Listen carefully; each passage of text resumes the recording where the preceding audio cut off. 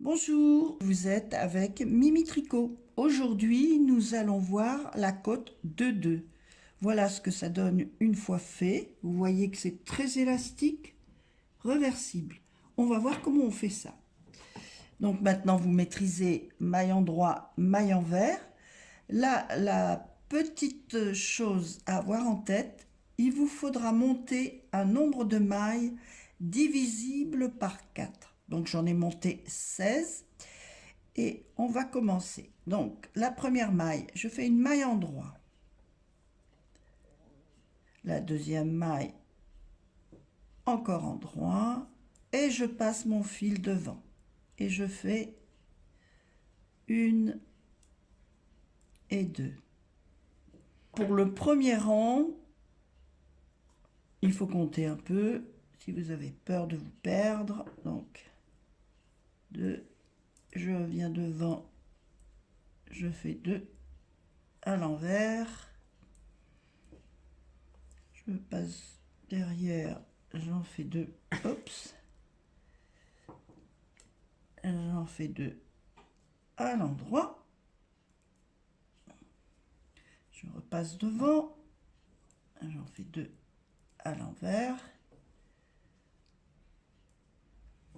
Au deuxième rang, ça ira mieux. Là, vous n'avez aucun repère, mais si vous perdez le fil de votre comptage, quand vous arrivez tout de suite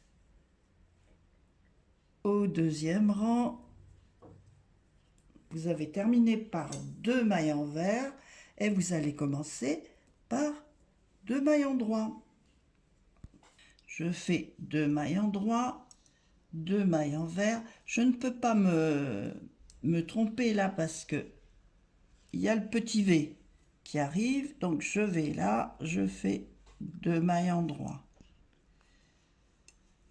Il y a la petite boule, je repasse devant, 2 mailles envers et je continue comme ça.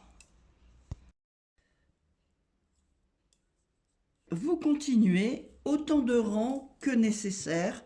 J'appellerais ça ancienne mode. Ça revient à la mode.